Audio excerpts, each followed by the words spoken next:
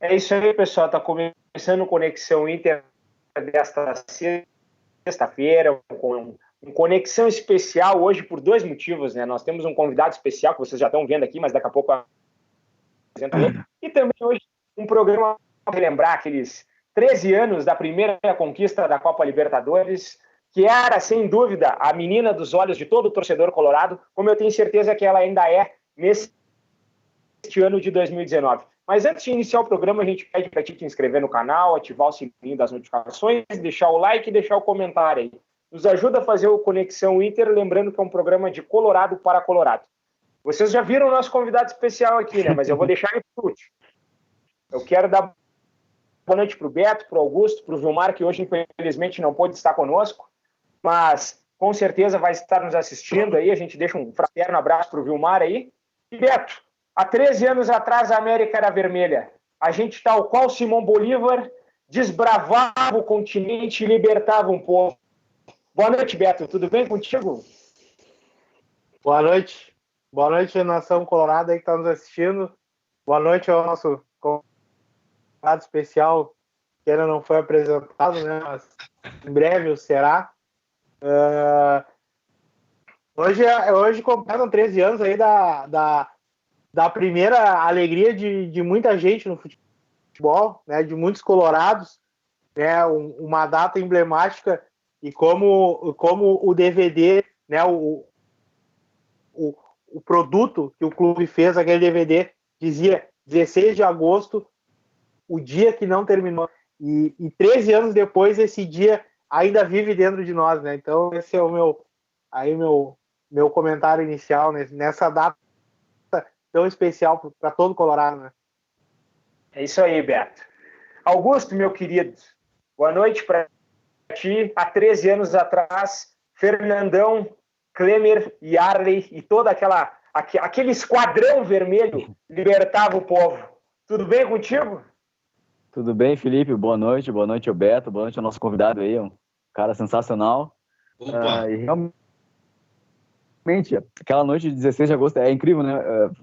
Já faz tanto tempo e parece que a gente ainda sente muito recente, né?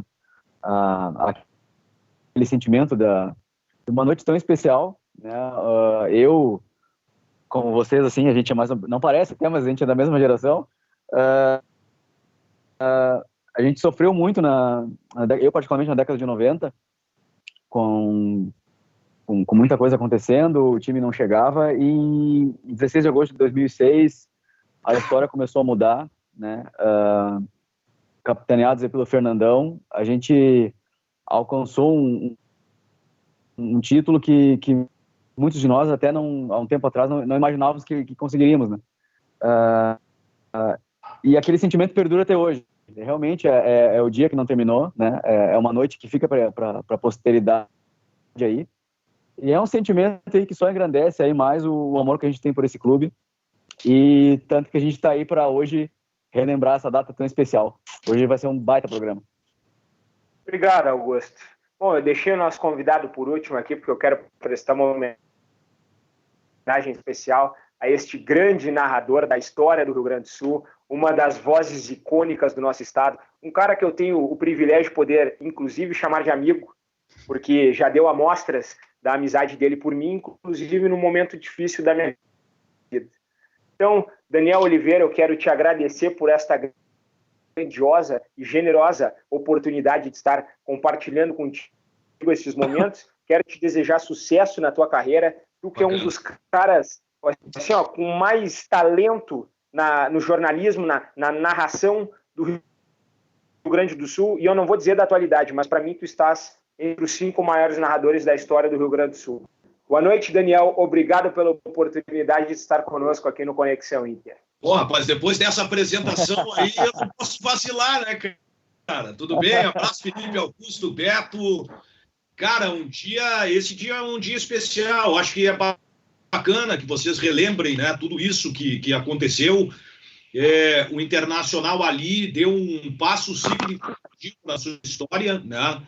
Não que o Inter não fosse grande, mas ele se tornou ainda maior para meses depois se tornar maior ainda do que ele já havia feito nessa Libertadores de 2006. Eu tive o privilégio de fazer quase todos os jogos do Inter, né? Acompanhar toda essa trajetória do Internacional aí na Libertadores, e foi bem gratificante, porque quando há conquista, né, isso acaba também coroando o nosso trabalho, né, ganha uma repercussão maior, né?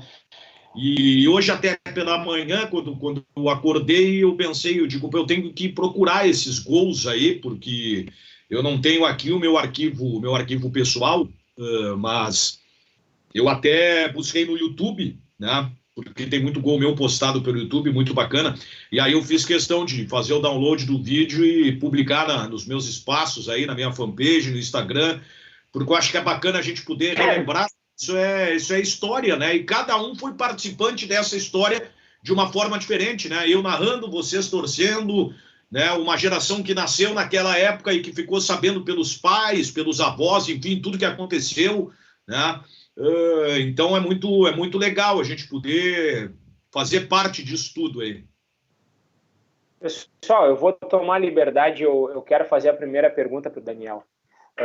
Daniel, assim, ó, eu sou da geração dos anos 90, eu sou de 1985, e como tu bem disseste, nós todos aqui, nós temos praticamente a mesma idade, e nós fomos forjados a ferro e fogo, eu gosto de dizer, porque a gente cresceu num cenário muito positivo para o nosso co-irmão e que tornou para a gente a nossa infância muito dura, porque eu me lembro, em 95, o co-irmão ergueu o bicampeonato da Copa Libertadores e nós tínhamos uma Copa do Brasil para comemorar que nós vimos, que a gente se lembra, eu me lembro, eu tenho flashes na memória de 92, mas assim, ó, como eu disse no início do programa, essa Libertadores, ela veio mesmo para soltar todas aquelas amarras que estavam conosco, assim, né? Porque assim, ó, é difícil para a gente falar isso, mas ser criança e adolescente colorado nos anos 90 e início dos anos 2000 foi muito difícil. Foi muito difícil. A supremacia do Grêmio, ela foi tão grande que esse título do Internacional da Copa do Brasil, ele, na verdade, ele não teve a repercussão que poderia ter. Porque a Copa do Brasil que o Internacional ganhou foi uma das competições mais difíceis da história. O Inter enfrentou grandes times já desde quase da largada da competição, né? E a construção da campanha do Internacional foi em duelos difíceis, né? O Inter teve grandes adversários pela frente. Ao contrário do que é a competição hoje, que ela está mais democrática, né? E hoje se começa enfrentando times de menor expressão. No ano de 92 foi realmente uma Copa do Brasil bem difícil. E, de repente, o que aconteceu no outro lado, com os grandes títulos que o Grêmio acabou conquistando, meio que apagou um pouco isso que o Internacional fez. Porque, na verdade, fica muito os anos 90 vinculados, a década de 90 vinculada a derrotas do Internacional. Não, na verdade, nesse período mesmo, com o Grêmio ganhando, o Internacional foi campeão de uma Copa do Brasil, né? E fez grandes campanhas também. O Internacional teve o Campeonato Gaúcho de 97, e assim, ó, o grande time que eu vi do Inter jogar nos anos 90 foi o time que foi terceiro colocado no Campeonato Brasileiro de 97. Aquele time comandado brilhantemente por Fabiano, Sandoval e Christian. Foi talvez o primeiro grande Inter que eu me lembro de ver jogar. Mas, Daniel, a pergunta que eu ia te fazer é o seguinte, tá? E aí já vamos largar falando de 2006. Aquela campanha, ela teve sinais, como eu gosto de dizer, o Augusto sabe, o Beto também, que foram se ofertando para o Internacional que ele seria um campeão continental naquele ano. Eu lembro de um jogo emblemático, e eu queria perguntar para ti se vocês também, enquanto jornalistas e trabalhando na transmissão dos jogos, se vocês sentem também quando o time encaixa e quando está com pinta de campeão. Assim, ó, eu vou elencar 3 jogos para ti que, para mim, foram símbolos do que o Internacional, de fato, iria alcançar. Talvez os mesmos que eu elenquei aqui. Vamos ver. Vamos ver. Aquela virada no Beira-Rio contra o Pumas, que o Inter largou 2-0 contra e virou no abafa, porque assim, ó, a gente tem lembrança daquele jogo, e o Fernandão deu entrevistas depois dizendo que ele foi para o vestiário e ele disse para os jogadores, nós não podemos perder esse jogo. E aí o Inter voltou no segundo tempo, virou a partida, ganhou 3-2. Aí depois nós temos uma nova virada contra o Nacional em Montevidéu, 2-1. Isso aí. Aquele jogo, para mim, taticamente foi uma das grandes atuações que o Inter teve naquela Copa Libertadores. E eu vou te elencar mais um jogo, eu não sei se tu vai concordar comigo. Aquele empate entre Libertad e Inter no jogo de ida da Libertadores, na semifinal lá, onde foi 0-0 e teve um lance... Assim, eu me emociono de lembrar daquele lance. Eu só não me lembro quem chutou, não sei se foi o Guinha Azul que não chutou uma bola no travessão, aquela bola voltou nas costas do Klemer e ela saiu. Ali eu me lembro de ter dito pro meu pai na época, o Inter vai ser campeão da Copa Libertadores. São esses os mesmos jogos, Daniel? Eu até não incluí esse jogo, tá? Eu acho um jogo que foi emblemático. Foi aquele jogo que o Internacional acabou vencendo a LDU pelo placar de 2-0.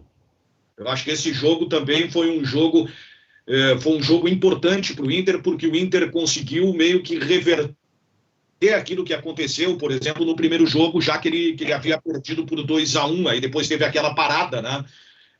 E aí depois voltou, o Inter tinha que reverter o jogo no Beira-Rio e venceu por 2-0. Jogo contra o Nacional do Uruguai lá, eu concordo, foi um jogo bem difícil, num ambiente muito complicado. O Parque Central agora ele já foi ampliado, mas ele era um estádio menor, né, um caldeirão. O Internacional teve uma atuação muito boa, o Renteria acabou fazendo aquele golaço, né? Depois até foi expulso. O Inter, eu acho que teve 2 jogadores expulsos, né? O Edgley e o outro, né? Renteria. Aquele jogo foi um jogo bem emblemático, assim, porque não foi um jogo muito fácil, né? O Nacional saiu ganhando o jogo 1-0, até quem fez o gol do Nacional depois, não me lembro se o Grêmio ou o próprio Inter, eles tentaram contratar esse jogador, passou um tempo depois, ele parou em Caxias do Sul, jogando no Juventude. Foi o Vanzini, que era... E aí o Internacional fez aquele gol do Jorge Wagner de falta, aquela falta super bem batida ali. Foi na finaleira, né, do primeiro tempo, quase o último lance do primeiro tempo, aquele gol. Porque o Inter estava indo para o vestiário com aquela pressão, a torcida em cima, e ele estava indo para o vestiário perdendo o jogo por 1-0. Aí veio aquela cobrança de falta que deu um desafogo, assim. E aí, convenhamos, né, o Renteria fez um dos gols mais bonitos, se não o gol mais bonito do Internacional naquela Libertadores da América, né? Foi um golaço. Eu concordo com isso. Mas tem um outro gol muito bonito também, Daniel, e que ninguém fala. Do próprio Jorge Wagner na derrota para a LDU 2-1 em Quito. Também. Que ele dá de 3 dedos uma bola de primeira rasteira. O Inter largou na frente aquele jogo. Para mim, o Jorge Wagner está entre os 3 maiores laterais da história do Inter, inclusive superior ao Kleber. Mas isso é papo para mais para frente. Eu coloco 2 jogadores como laterais, assim, pela esquerda, os melhores que eu vi jogar no Internacional foram justamente Kleber e Jorge Wagner. É verdade. Mas, Daniel, e aonde tu sentiu que, de fato, o Inter arrancava para o título? Cara, se eu te disser que não foi em 2006, vocês não vão acreditar. É que tá todo mundo pegando aquela que... Claro, isso vem ao longo da competição. O time vai ganhando corpo. Mas assim, ó, eu me lembro que uma vez eu dando um depoimento e tal, me lembro que muita gente se apegou ao ano de 2002, né, naquele risco que o Internacional correu de rebaixamento, aquele jogo contra o Paysandu, tudo aquilo que aconteceu, e muita gente dizia que aquele ano foi emblemático, cara. Mas eu sempre discordei de quem pensou desta forma. Obviamente que eu respeito que cada um tenha o seu argumento para, de repente, entender que aquele foi o momento mais importante do Inter no drama que o Internacional está vivendo, mas eu, sinceramente, cara, o ano que eu notei, assim, que fortaleceu, e o episódio que fortaleceu o Internacional como time, foi o jogo contra o Corinthians em 2005. Porque ali ficou escancarado que o Internacional não foi campeão, não por causa do time. O time jogou aquilo que dava para conquistar o título, mas fatores externos, né, que depois vieram aí à tona com manifestação, aquela gravação do presidente do Corinthians, aquela história toda, né, a questão da arbitragem, aquele campeonato conturbado, enfim, o Márcio Rezende de Freitas, um erro absurdo, eu até, esses dias eu estava revendo alguns... Agora eu tenho tempo, eu gosto meio que de fazer um resgate histórico assim, de algumas questões. Então, estava vendo Boca e River pela Libertadores, estava acompanhando alguns jogos ali do São Caetano, por exemplo, né? Relembrei o São Caetano na Libertadores e tal, e vi de repente aquele Inter e Corinthians, eu narrei aquele jogo do Pacaembu, realmente foi uma coisa meio absurda, assim. Eu não consigo entender até hoje o que o Márcio Rezende de Freitas fez, porque ele conseguiu expulsar o Tinga num lance que o Tinga deu penalidade escancarada. Então, ali, eu tenho para mim que ali, aquele momento, eu acho que se criou o seguinte: opa, para aí, nós não perdemos o campeonato, nós ganhamos o campeonato, mas nos tiraram o campeonato. Eu entendi que isso foi trabalhado no ambiente do Inter, né? Ali forjou o caráter daquele time. 2005, acho que foi um ano emblemático. E aí veio, assim, a sequência da Libertadores da América. Eu me lembro que eu usava sempre essa expressão nos gols do Inter: nada acontece por acaso, nada acontece por acaso. E a coisa foi acontecendo e tal, né? E aí veio aquele jogo contra a LDU, sim, que foi um jogo que, embora a final tenha sido muito difícil, né, porque o Inter enfrentou um time super habituado em termos de decisão de Libertadores, que é o São Paulo, né, ganhando ou perdendo, né, o São Paulo muitas vezes foi finalista da Libertadores da América. Era o atual campeão do mundo, né? E um time de chegada, né, vamos combinar, um time de chegada, era o favorito naquela ocasião, né, porque o Inter até então não tinha uma história assim de daqui a pouco chegar e aí veio aquele jogo contra o São Paulo, que foi uma coisa absurda, foi uma das maiores atuações individuais que eu vi de um jogador com a camisa do Inter, foi um negócio assim que não tem explicação. É verdade. Beto, faça a tua pergunta para o nosso convidado aí. Eu concordo com essa reflexão que o Daniel faz, mas eu queria complementar, porque esse título de 2006, ele é muito emblemático, porque a gente sentia no ambiente do Beira-Rio aquela gana pela Libertadores, né? Aquele sangue no olho, e eu acho que esse sentimento ele veio nascendo aos poucos, e ele começou em 2003, quando o Inter perdeu a vaga para a Libertadores ali na reta final do Campeonato Brasileiro, quando a CBF tirou o Nilmar e o Daniel Carvalho do time, né? Em 2004, ali que a gente, jogando a Sul-Americana, a gente começou a sentir aquele gosto pelo título sul-americano que nos escapava por entre os dedos. 2005 teve essa atrocidade que aconteceu no Campeonato Brasileiro. Em 2006, quando a gente chegou na Libertadores, quando apareceu o nome do Inter, parece que ligou aquele botão da torcida, esse campeonato é nosso. Me parece que veio uma caminhada, um crescimento de gana e de vontade, não só entre a torcida, mas a gente via os jogadores do Inter, eles tinham esse sentimento, essa vontade de ganhar, e eu acredito que é todo um contexto que mostra essa conquista de 2006, né? Eu não sei se construindo aos poucos isso, né? Conforme as coisas iam acontecendo, o Inter ia ganhando casca, como a gente costuma dizer, né? E o Inter foi se calejando, né? Com os insucessos, né? Foi se calejando, e eu não sei se tu, como imprensa, e tu na cabine ali, tuas narrações, eu gosto muito, eu gosto de falar, eu sou um consumidor do futebol, né? Então, quando eu tô de bobeira, eu tô assistindo o gol do Inter. Não são raras as vezes que eu escuto as tuas narrações, e muitas chegam a me arrepiar. A do Mundial é uma narração absurda. Essa do Mundial é uma coisa incrível. Eu vou deixar para um capítulo à parte. Calma. É a única narração. Tem até um canal que bota todas as narrações de gols. Sim. Normalmente as tuas são aquelas. Se não é a mais emocionante, ela tá ali no top 3. Né? Então, te parabenizar aqui, te agradecer também. Mas te perguntar, a imprensa sentia essa gana que vinha do time, esse ambiente que a torcida criou, especificamente para aquela Libertadores? A imprensa sentia esse diferente que tinha, esse temperinho diferente?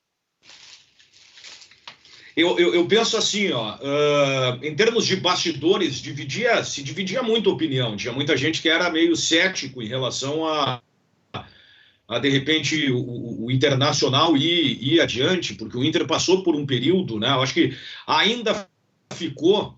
Vejam só como... Eu estava acompanhando uma entrevista do Abel Braga. Cara, embora tenha acontecido tanta coisa na vida do Internacional, poxa, o Inter ganhou 2 Libertadores da América, o Inter ganhou Recopa, o Internacional foi campeão do mundo, né? Tanta coisa que aconteceu, ainda ficou aquela cicatriz do jogo contra o Olímpia, né? Aquele jogo, eu acho que foi uma coisa assim que ela sangra ainda, porque o Internacional poderia já antes conquistar aquilo que ele acabou conquistando pela primeira vez em 2000 e 2006. O Abel até tem esse como um dos jogos mais sofridos da vida dele como profissional, como treinador, né? O Inter ali tinha um bom time, construía uma campanha. Me lembro daquele jogo do Defensores del Chaco, com o gol do Luiz Fernando Rosa Flores, um gol até de uma relativa distância, né? De bicicleta e distante. Esse foi um ponto que chamou a atenção, não foi um gol muito fácil de fazer. E o Inter ficou muito com aquele trauma ali do jogo contra o Olímpia, né? Então sentiu o pé atrás, daqui a pouco o Inter vai lá, vai jogar como nunca e vai chegar na hora, não vai conseguir. Mas aí a gente começa a ouvir as coletivas, né? As informações, questão de treinamento e tudo. Eu gostava muito de ouvir o Fernandão, porque o Fernandão é um dos caras que mais se expressava bem no futebol, né? Porque ele era um cara acima da média. Tinha o Fernandão como uma figura assim super inteligente, né? Um cara que não era limitado então somente ao futebol, era um cara que tinha uma visão de vida diferente, uma visão de situação adversa diferente do que alguns jogadores, cada um evidentemente com a sua particularidade, mas assim tu percebia que a coisa estava meio que migrando para um lado, eu não digo de certeza, mas de uma confiança muito grande, né? E pelo que eu vi assim, ao longo de toda aquela Libertadores, eu vi o Internacional amadurecendo como eu vi ele amadurecendo no Campeonato Brasileiro.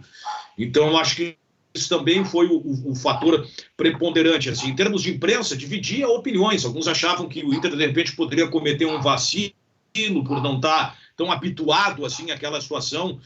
Mas eu sempre tive como quase que como uma certeza que o Inter ganharia a Libertadores da América. Eu me apeguei a algumas coisas assim, por isso que eu cito muito 2005, acho que aquilo ali foi, talvez, na minha condição, né, tenha sido o maior sinal, de repente, de que um time estava se consolidando e se moldando para algo muito melhor lá na frente, porque o futebol do Internacional era reconhecido por muitos como o melhor futebol do Brasil na ocasião. E a gente sabe que isso não se perde da noite para o dia. Então, uma outra temporada, com a chegada de mais alguns reforços, jogadores com mais qualidade, a tendência era a coisa evoluir como de fato acabou evoluindo. O Inter não ganhou o Campeonato Gaúcho, mas o Inter foi lá e ganhou, porque o começo já foi meio assim difícil, né? Veja só, os 2 anos que o Inter foi campeão da Libertadores, o Inter perdeu o campeonato estadual, né? Não conseguiu ser campeão gaúcho. Mas o Inter soube nessa pressão que o gauchão traz justamente na final, o Internacional soube administrar aquilo ali, né? E se fortaleceu. Eu tinha por ideia que o Inter tinha grandes chances realmente de ser campeão. Alguns achavam que não, mas eu defendia essa ideia. Mas o que é natural, é de observação. Daqui a pouco a falta de... Não vou dizer falta de experiência, mas de vivência de uma situação como aquela, porque na Libertadores, cara, o baque é muito grande. Tu ganha um jogo, tu tem um time melhor, daqui a pouco dá uma tragédia aí. O América enfiou 3 no Flamengo no Maracanã, que era uma coisa que ninguém achava que ia acontecer. Então a Libertadores, ela abre caminho para isso, né?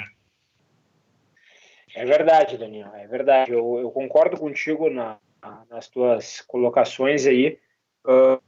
A gente até estava falando antes nos bastidores aqui. Eu até entendo que tu não concorde comigo, mas eu vejo muita semelhança daquela temporada de 2006 com essa de 2019, mas depois eu vou ilustrar isso aí. Eu quero que o Augusto comente um pouquinho também e faça a pergunta dele para ti, para poder te aproveitar também. Bom, primeiro, não quero perder a oportunidade de ser que a gente vai falar um pouquinho a respeito dessa narração do Daniel do Mundial. E eu sei que o assunto hoje é Libertadores, até pela data, mas eu queria não deixar passar essa oportunidade de agradecer a ele. Agradecer a ele primeiro porque, vocês sabem, eu falei no grupo que a gente participa aí, que o Daniel é o único narrador que eu acompanhava, porque é o cara que transmitia mais emoção e tinha tiradas muito boas, assim, de bom humor, assim, que eu acho fundamental, assim, no futebol, assim, sabe, umas sacadas muito inteligentes. Mas eu queria agradecer justamente aquela narração do Mundial, porque eu duvido que tenha algum colorado que não se emocione, né? Só de lembrar, assim, eu fico muito emocionado, porque aquele momento inesquecível, sabe, e ter ali um cara que conseguiu traduzir com as palavras ali tudo aquilo que estava se passando, né? Daniel, eu te agradeço. Justamente assim, por tu ser um cara que transmite essa paixão narrando, né? E por ser um profissional respeitável e isento, eu queria saber de ti, assim, ó, como é que funciona para ti, como narrador, na verdade, tu trazer essa emoção? Como é que seria, assim, é uma coisa que nem a gente tá falando, assim, o time vai crescendo na competição e aí vai acompanhando um pouco aquela escalada. Como é que é para ti? Se tu tem alguma preparação, como é que funciona para ti a função de transmitir essa emoção, que para nós, assim, tudo parece tão espontâneo, tão bonito de ver, assim, tanto para um lado quanto para o outro, mas a gente percebe, assim, em ti que não tem aquela coisa que a gente, como torcedor, às vezes desconfiado, assim, puxa mais para um lado do que para o outro, entendeu? Eu queria saber de ti, assim, como é que funciona o teu processo em relação à narração, particularmente, assim, para transmitir toda essa emoção que tu transmite pra gente. Bom, primeiramente, vou te agradecer pelas palavras aí, né, cara? Tu tens que agradecer ao Gabiru, eu só transmiti aquilo que eu tava vendo, mas, cara, fiquei muito feliz pelas palavras aí. É que a coisa vai crescendo, né? Vai crescendo. Foi um momento... Foi um momento marcante, porque, na verdade, aquilo ali, eu era jovem, né? Sim. Eu tinha uma certa experiência, mas eu não tinha uma experiência grande em termos de Libertadores da América. Então, aquilo ali, para mim, também era muito novo, né? Era tudo muito, muito diferente. Era uma coisa que estava acontecendo ali, que eu ainda não tinha vivido e tal. Esse negócio da emoção eu acho muito interessante, porque esses tempos eu estava conversando com a minha esposa, ela disse o seguinte: pô, tu já notou que todo mundo que te manda mensagem fala que tu narra com emoção? Por isso que eu criei ali no canal, inclusive o Aqui Tem Emoção, né? Que é uma frase que eu adotei em virtude justamente da manifestação de todos vocês, que é a que eu recebo ainda, continuo recebendo. A questão da emoção é uma coisa que eu, sei lá, vem do momento ali, é o que eu estou vivendo, assim como é emocionante para eu estar vivendo aquilo ali, eu gosto de passar essa emoção também para quem tá ouvindo, quem está acompanhando, né? Porque a gente trabalha para vocês, não trabalho para mim, eu trabalho para quem está me ouvindo, né? E esse é um ponto que me chama a atenção. E como a gente está vivendo eu estava vivendo algo novo até então, essa emoção meio que veio ao natural. Talvez a emoção também venha porque eu não sou narrador de bordão. Eu respeito o bordão, mas eu não gosto de bordão, né? Eu acho que o bordão, para pegar, tem que ser uma coisa muito criativa, né? Eu penso o seguinte: você tem um lance no futebol que é básico, que é o gol de pênalti. Esse lance ele é sempre igual, a bola está na mesma distância, o goleiro está sempre no centro do gol esperando o batedor bater, ali chutar a bola e tal, todo mundo na expectativa. Mas cada pênalti traz com ele uma história diferente. Então cada gol é um momento que está vivendo, né? Por isso que aquela narração do gol do Mundial representou muito. O gol do Tinga, por exemplo, o segundo gol do Inter na final com o São Paulo, no Beira-Rio, eu falei alô América, alô Japão, Alô, né? América. O Inter está chegando e tal, porque era uma coisa do momento, né? A Bom Libertadores. dia, Japão. Eu quero só te dizer uma coisa. Aquela tua narração do gol do Paulo César Tinga me fez chorar em casa, porque assim, eu vou te dizer, eu não consegui ingresso para aquele jogo, eu assisti sozinho em casa aquele jogo, eu tava sozinho, sozinho. Tu tem a tua Cara, eu chorava ouvindo aquela tua narração.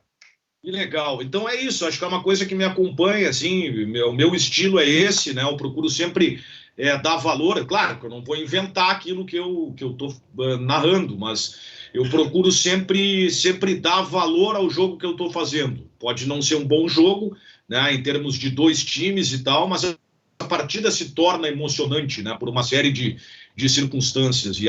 E a trajetória do Internacional, gente, vamos combinar, o que não faltou para o Inter foi emoção, né? Nessa questão de campanha. Meu Deus. Cada jogo tinha uma situação diferente para contar, né? Cada jogo tinha a sua peculiaridade.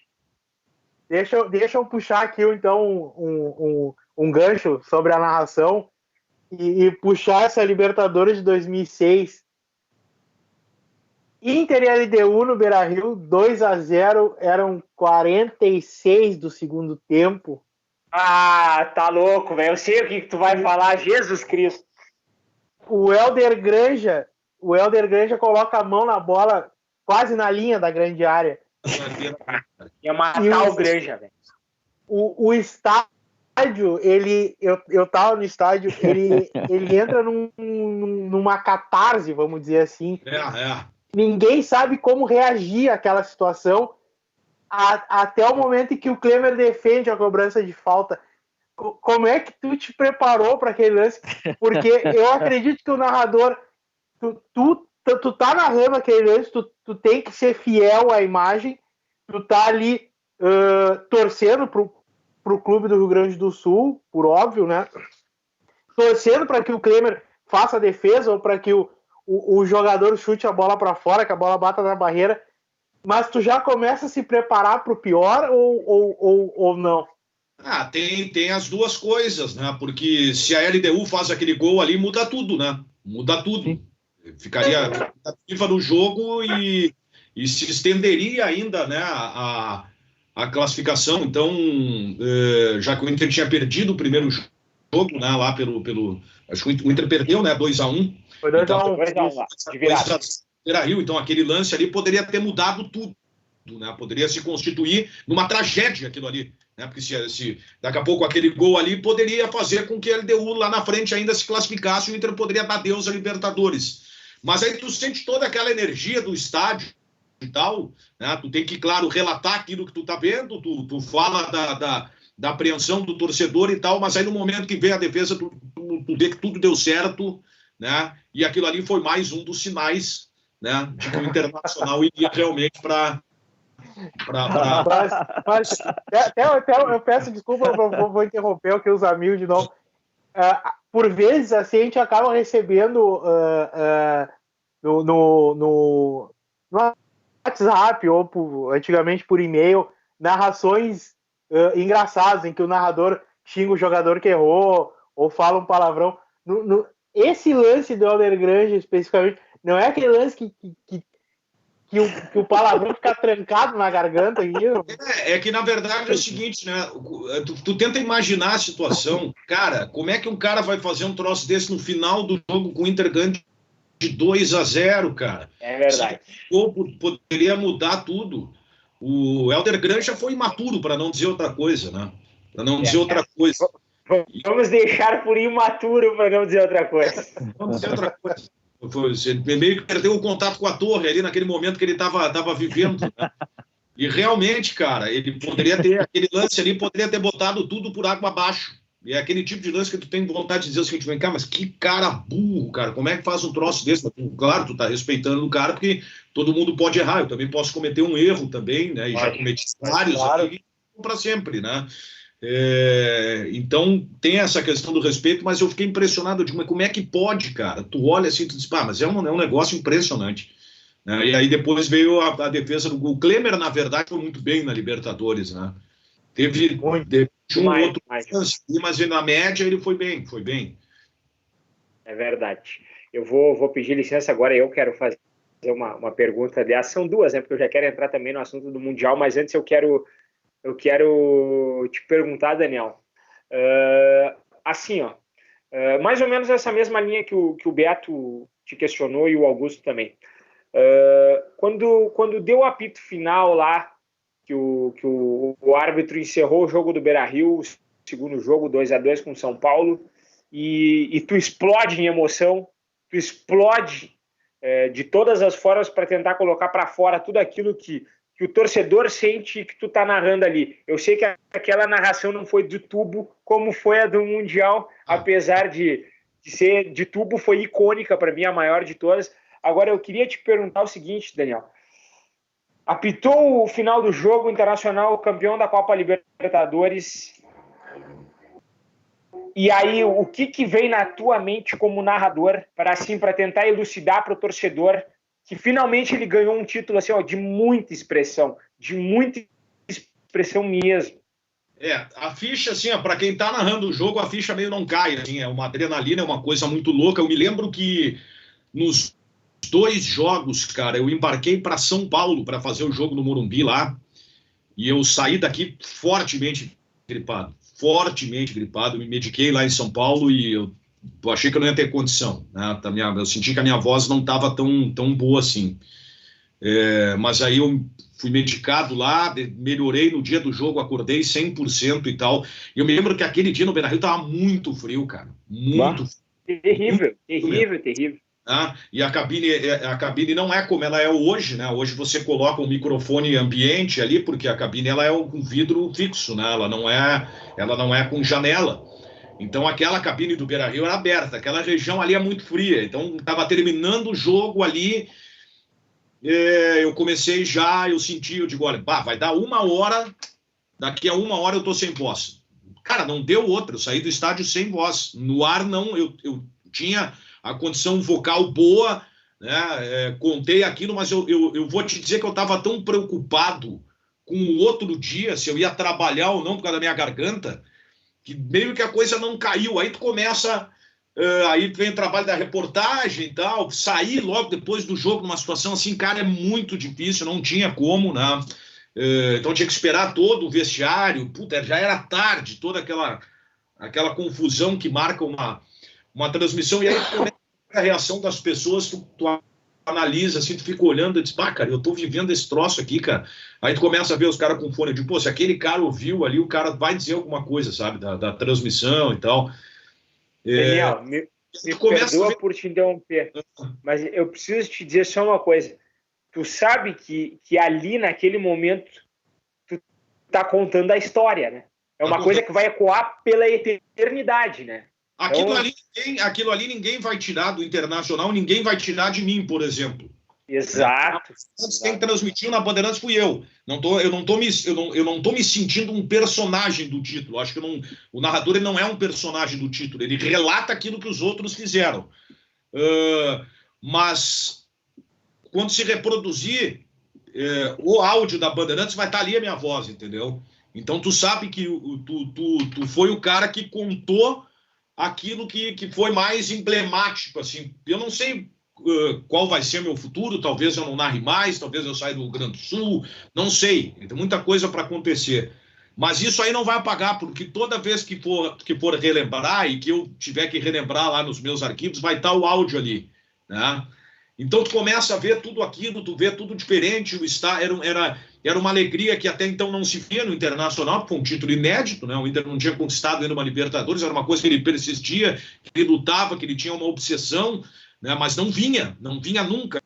E daqui a pouco tu viu uma geração ali vivendo aquilo, né? Uma coisa meio louca, assim. Aí depois tu começa, passado 2, 3 dias, que aí tu começa a receber muita mensagem, as pessoas te ligam, aquela história toda, aí tu começa a ver realmente o que representou tudo aquilo, né? Mas em termos de ambiente de estádio, foi uma coisa muito maluca, né? Muito maluca. Um negócio realmente que até então não tinha visto, né?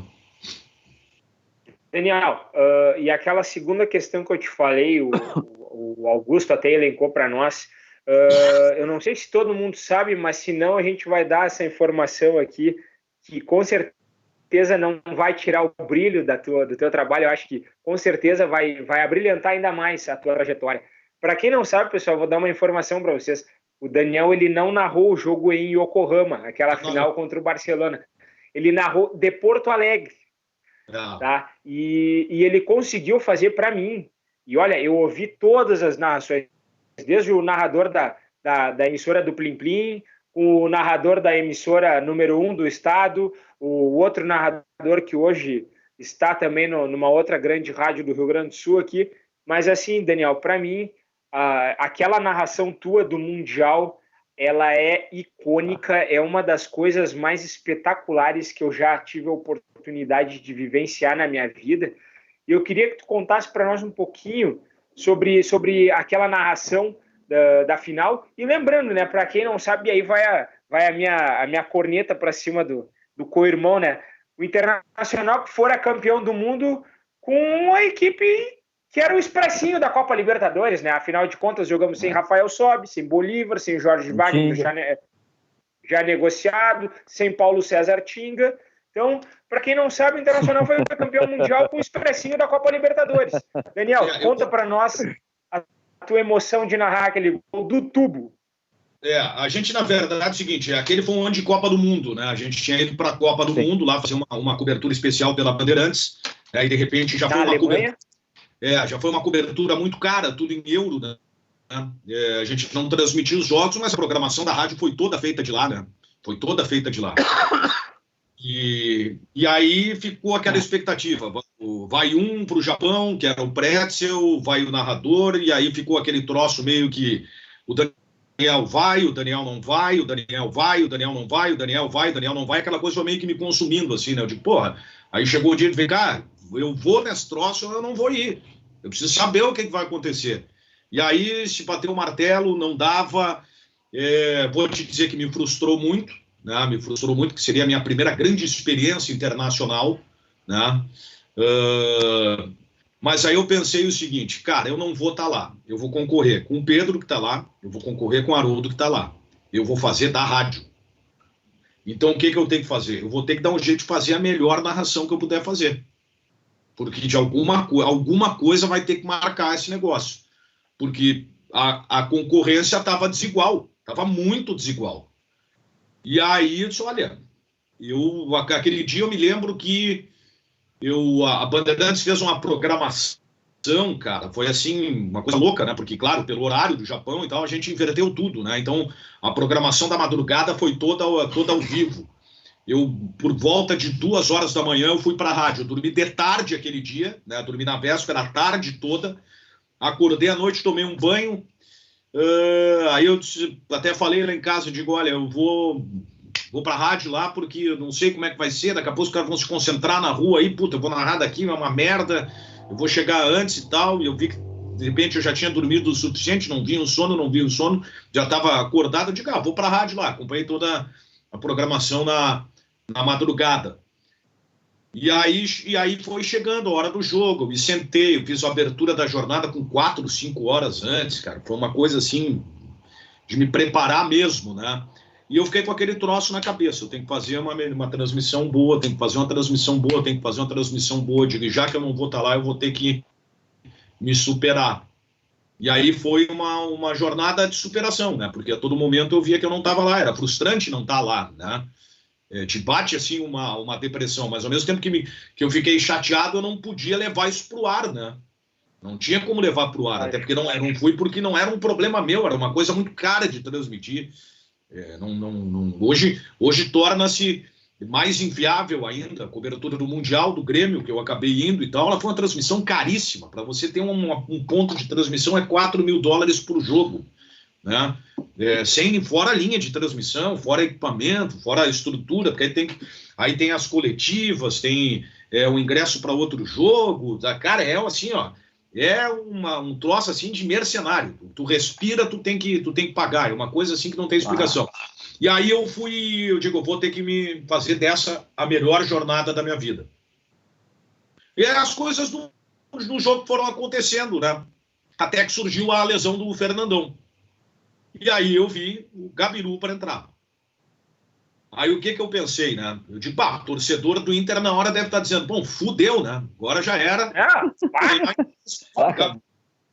Tinha tocar na bola que era vaiado, né? Não vai dar certo. Aí já tu tenta entender o outro lado, como tá todo mundo cobrando, tá meio puto com o Gabiru, porque esse cara não joga nada, não sei o quê, o cara já saiu daqui mal pra caramba. Eu pensei o seguinte, torcedor do Inter agora deve estar derrotado, né? Sai o Fernandão e entra o Gabiru num jogo contra o Barcelona, e o Barcelona tinha um baita time ainda, né? Pô, o Barcelona era muito bom. E aí eu disse, eu vou fazer um troço diferente, cara. Eu vi um Gabiru aquecendo, eu digo, aquece Gabiru, te prepara, nada acontece. Aí veio nada acontece por acaso de novo. Olha, sinais. Esta seja a grande chance da tua vida, Gabiru, respira fundo. Ô, Daniel, já tô todo arrepiado aqui, Daniel. Nesse momento, olha, você está substituindo o Fernandão, não é qualquer um que tem essa responsabilidade, esqueça tudo que aconteceu. Comecei a conversar com o Gabiru na jornada e o jogo rolando, né? E aí o cara vai lá e fez o gol. Por isso que eu disse que era o jogo da tua vida. E ali foi o eu disse que era o jogo da tua vida, que ficou muito no gol, foi uma frase que eu utilizei antes, diante de tudo aquilo que se desenhava. Porque, cara, qualquer jogo que tu tá vendo, né, tu perde o principal jogador, vai desanimar, cara. Numa final, então, no jogo mais importante da história do clube. E aí tu o revés. O contexto daquela substituição, né, não é só a saída do Fernandão, né? O Índio estava com o nariz quebrado também, né? Fazia 1 minuto que ele tinha quebrado o nariz, se segurou a substituição do Fernandão, né? Então, esse teu, vamos dizer assim, esse teu estalo que tu teve, esse momento de conversa via televisão com o Gabiru, né? Foi mágico, né? E acabou virando, não sei se bengala seria o termo, mas acabou virando um chavão na hora do gol. Na hora do gol, claro. Tu conseguiu puxar todo aquele momento de aflição e jogar ele para um momento de alegria, né? Porque ali é o seguinte, cara, ali estava sendo construída a história do Internacional, primeiro ponto. Estava sendo construída a história, não, o Inter estava atingindo o ápice da sua história. Mas ali tinha a construção de uma história em particular, com outras histórias, né? De um Fernandão que infelizmente não conseguiu jogar 90 minutos, de um cara que ressurgiu das cinzas do nada, né? De um jogador que teve o nariz quebrado por um companheiro, né? Que foi o Índio com o Edinho, né? E o Barcelona, que era temido, o Klemer fez uma puta de uma partida, foi um troço absurdo que o Klemer jogou. Genial. E diferente do que aconteceu no jogo do jogo do São Paulo contra o Liverpool, que aquilo ali foi o maior massacre que eu vi um europeu dar em brasileiro, né? Porque o Rogério Ceni pegou até pensamento ali, né? O São Paulo não conseguiu jogar. Foi o maior massacre até o Barcelona pegar o Santos anos depois, na mesma final do Mundial. É verdade.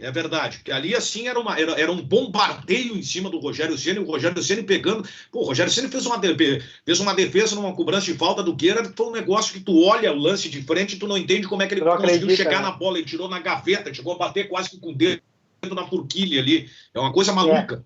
Né? E o Internacional não, o Inter chegou em um determinado momento que ele botou a bola no chão e jogou contra um grande, né? Sem o seu principal jogador, com o Yarden pegando a bola e segurando. Cara, o Internacional, ele simplesmente tirou do rumo o Barcelona no jogo. Porque aí o que começou a acontecer? Tu via as imagens, os semblantes, os caras não estavam acreditando naquilo que estavam vendo. Né? Porque o Internacional começou a ter maturidade, segurar a bola, o Yarden fazer murisqueta ali perto da bandeira de escanteio, chutar em cima da marcação e ganhar lateral, segurar a bola, cavar falta, e a coisa foi se construindo tão favorável ao Inter assim que não tinha mais como mudar, né? Eu vou te dar uma passagem e ver se tu te lembra dessa passagem. No gauchão daquele ano o Inter jogou E o Yarley fez a mesma coisa que ele fez contra o Barcelona, contra um time do Gauchão, se eu não me engano, o Veranópolis. E o nosso amigo Leonardo Meneghetti, que hoje está na Band em São Paulo, lá, ele disse na época, eu não lembro o nome do programa, mas era o que está hoje no ar aí, e ele pegou e disse... Isso. E aí ele disse pro Ribeiro Neto assim, eu quero ver o Yarley fazer isso aí na final do Mundial lá. Cara, eu assim, ó, aquilo é um presságio. E o Yarley fez exatamente aquilo ali. Cara, assim, ó, por isso que eu digo, os sinais estavam evidenciados, Daniel. Assim, Daniel. Olha, aquele ano de 2006 é icônico na nossa história. Ele é o semestre inesquecível da nossa história. Eu não sei se o Internacional, de fato, vai conquistar alguma coisa esse ano. Ele dá indícios de que ele vai conquistar alguma coisa. Muito provavelmente a Copa do Brasil. Eu vejo essa Libertadores com um grau de dificuldade enorme para o Inter. Mas, se não vier, o Internacional vai ter que saber trabalhar com a sequência, porque o trabalho é um trabalho que indica que lá na frente vai surtir efeito. Com certeza. E foi o que o Internacional fez em 2000 e 2006. Porque, na verdade, é o seguinte, o que é o título? O título, ele é a consequência, e às vezes se comete o erro e diz o seguinte, é muito fácil elogiar o Fernando Carvalho, tá ganhando. É muito fácil elogiar o Romildo, tá ganhando. Só que, amigo, o que acontece dentro de campo é consequência de uma gestão. Por que o Internacional caiu? Porque a gestão do Inter foi catastrófica. Por que o Cruzeiro está vivendo este inferno aí, corre o risco de ser eliminado pelo Inter? Porque a gestão é ruim. Então, o futebol ele é sempre a consequência de uma administração. E ali o Internacional deu um salto, principalmente em termos de reconhecimento nacional.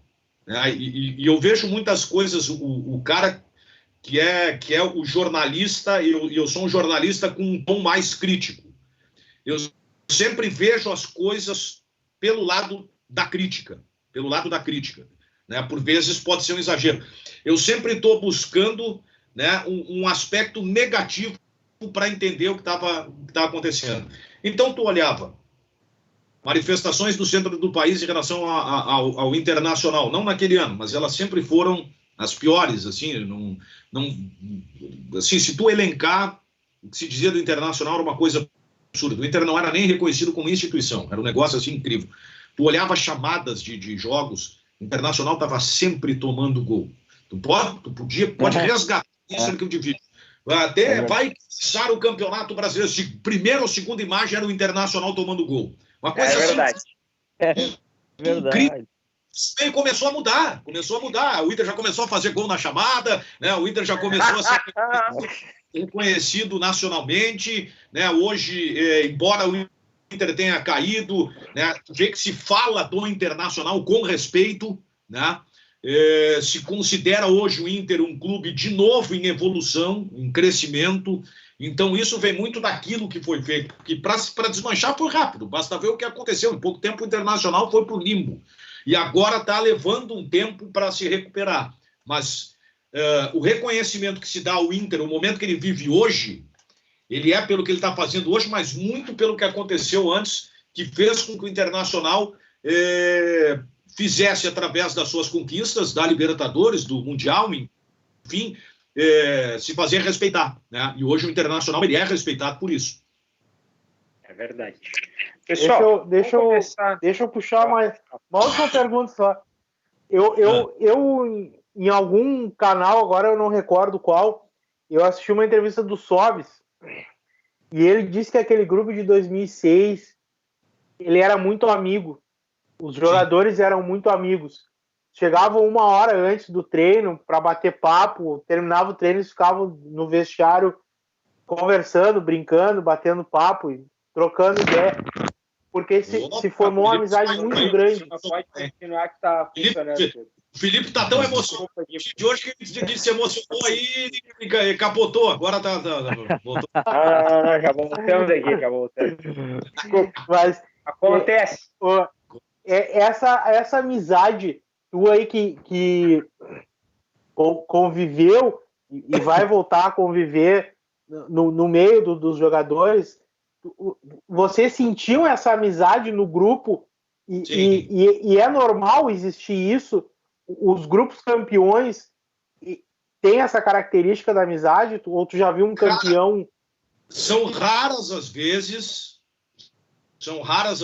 que o grupo que não é tão unido conquista alguma coisa. O Corinthians, por exemplo, tinha um grupo que os caras não se davam, de brigas com o Ricardinho. Mas era um time espetacular, né?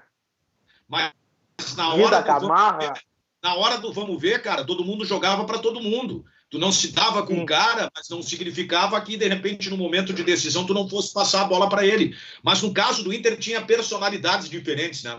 Um cara que trazia muita alegria, assim, que era um cara muito agregador.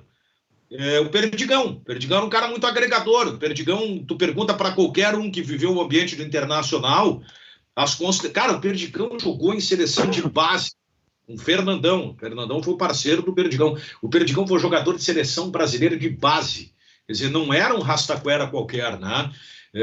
Aliás, eu sempre tive o Perdigão como um bom jogador, sempre admirei o Perdigão. É claro que não tinha tanto espaço assim, porque aquele time do Inter era um cano, mas ele era bom jogador. Então ele era o cara super positivo, ele era o cara que através das brincadeiras, ele chegava, descontraía, deixava o ambiente mais leve. O Fernandão era um cara que com a seriedade fazia o grupo se unir. Então cada um tinha uma característica. E daquele grupo do Internacional, de fato, o que se tem de informação, o que a gente via, é realmente de uma união muito grande. De uma união muito grande, os caras se davam bem, se respeitavam, todo mundo era parceiro. Basta ver que o Inter foi lá para o Japão, o Vargas e tinha mais um outro jogador que eu não me lembro. Hidalgo. Martim Hidalgo. No aeroporto, e aí o Yarden ficou com eles lá. Viagem e tal. Pô, isso aí é parceria, né, cara? Não é uma coisa de cada um por si, né? Então o ambiente do Inter era muito saudável, assim, era muito positivo. Isso também ajuda na conquista, né? É verdade. E tu vê no Inter desse ano essa amizade, porque o que me parece, o Edenilson faz muito essa figura do Perdigão hoje. O Sobis talvez seja um agregador de grupo, com a experiência que ele tem. Tu sente essa amizade no grupo do Inter de hoje? Como tu sentiu? Eu vou te dizer assim, ó, que eu não tenho... agora, evidentemente, eu não estou tendo a mesma vivência, né? Eu não tive muito nessa temporada aí, porque agora nos melhores jogos coincidiu com o meu período de saída da Bandeirantes. Mas a gente vê que tem uma boa relação em campo, né? O que poderia, de repente, significar um problema, um racha no grupo, como, por exemplo, a supervalorização de um jogador que até então não sabia se ia jogar, que é o Guerreiro, isso poderia dar um racha no vestiário. E a gente não vê isso, vê o Internacional... Tem um troço que é sintomático, né, cara? Comemoração de gol é sintomático. Os caras podem dizer, mas tu tá tentando criar crise, que a comemoração de gol é sintomático, quando tá todo mundo abraçado é porque a coisa tá fluindo bem, entendeu? E eu tô vendo isso, né? Isso aconteceu em Minas, né? Exatamente. É a forma de eu entender, de repente, essa relação que está acontecendo entre os jogadores do Internacional, né? É verdade. Pessoal, vamos começar a encaminhar o final do programa, até para a gente poder liberar o Daniel também, que sexta-feira ele tem que dar um retorno para a senhora dele ali também, né? É isso aí. Lá na sala, lá me esperando. Eu estou com o enteado aqui acompanhando. Não, é isso aí. Então, vou começar pelo Augusto, teu minuto final aí, Augusto. Se tu quiser explorar o Daniel para mais alguma coisa aí, rapidamente, para a gente poder encerrar também. Só para, na verdade, aí, primeiramente mandar um abraço para o Vilmar aí, que é o nosso outro integrante aí, que hoje não pôde participar com a gente. Mandar um abraço para ele, agradecer aí pelas palavras que a gente falou hoje de manhã, né? Ele que eu tenho como um grande amigo. Mas voltando um pouquinho aí a questão do Mundial, eu me lembro que o Felipe falou agora aí que acompanhou o jogo sozinho, né? Eu lembro que a final do Mundial eu acabei acompanhando sozinho. A minha mãe, que é aquela que o Felipe sabe também, que é a criadora da expressão jogador tico-tico, por circunstâncias, acabou tendo que sair e eu assisti o jogo, aquela história, né? O olho na TV e o ouvido no rádio. Sempre, sempre. Exatamente. E aí eu vi o jogo, eu me lembro direitinho da cena, a narração do Daniel, e eu ajoelhado na frente da TV chorando, cara, que nem uma criança. Cara, acho que não foi só tu, pode ter certeza disso, cara. Então, assim, queria mais uma vez agradecer ele por ter aceitado o convite. Que legal que a gente teve essa oportunidade aí de ter um cara diferenciado, grande profissional, trouxe aí um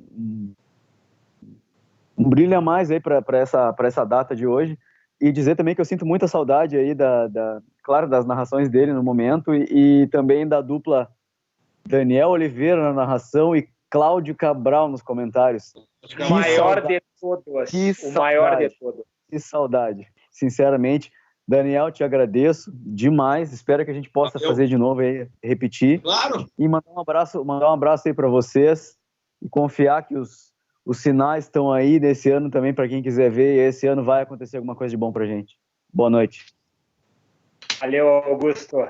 Beto, teu recado final, se tu quiser explorar o Daniel também rapidamente aí pra gente liberar o nosso convidado. Eu só tenho a agradecer, né? Parabenizar e agradecer as inúmeras vezes que ele com as palavras conseguiu ilustrar a alegria, né, da torcida colorada. Isso não é qualquer um que consegue fazer. Te agradeço, te parabenizo, torço por ti para que tu logo esteja aí narrando, quem sabe até o bimundial do Inter no final do ano, né? Amém. Com a mesma emoção que tu narrou em 2006. Aí eu torço bastante, porque gosto muito.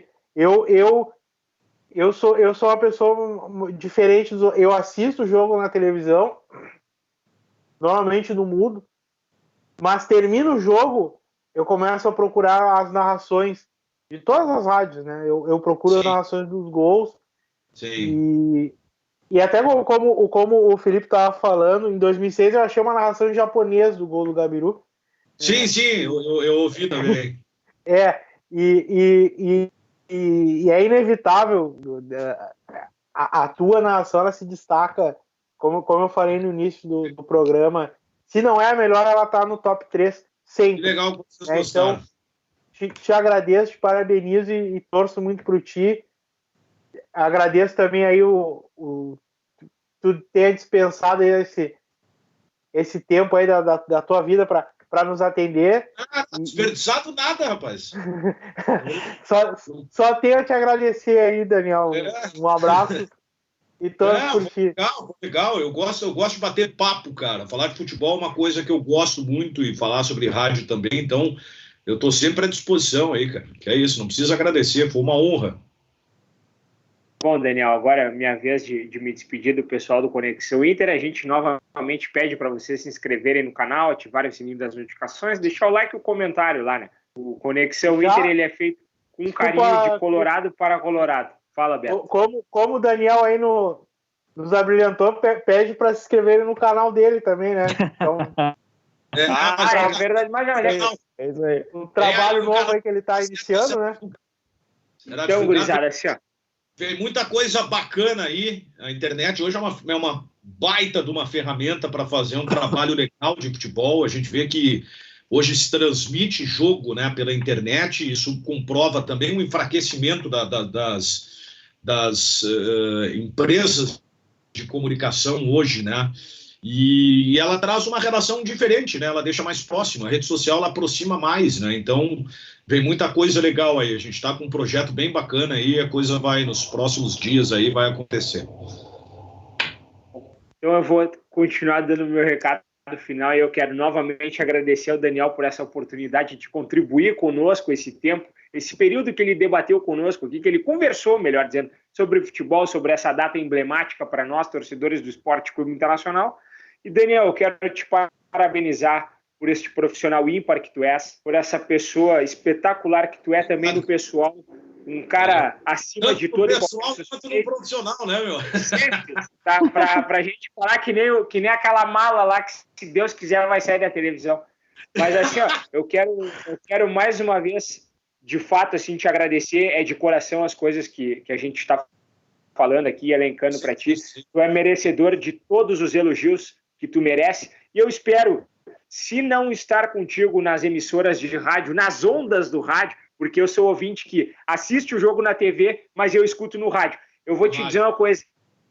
Eu tive o aparelho aquele da IPTV e eu larguei de mão porque o delay entre o rádio e a imagem é gigantesca. Eu pago o pay-per-view para poder ouvir com um delay menor, para poder ouvir um cara que nem tu e que nem outros narradores que nós temos aí. Torço para que tu volte ao convívio das narrações, para que tu possa fazer o que tu gosta. E se tu não voltares para as emissoras de rádio, quero te dizer que eu seguirei ouvindo o teu trabalho e te prestigiando no teu canal no YouTube. A gente aproveita para pedir, te inscreve no canal do Daniel assim que tiver disponível. A gente vai disponibilizar para vocês aqui no Conexão Inter. Daniel, muito obrigado. Teu recado final para nós. Show de bola. Bom, quero agradecer, né, cara, essa possibilidade da gente poder dialogar aí, trocar uma ideia. A gente sabe que para vocês aí, torcedores, é uma data super importante. É algo que tem que ser relembrado, né? A grande conquista, ela tem que ficar sempre na memória das pessoas, né?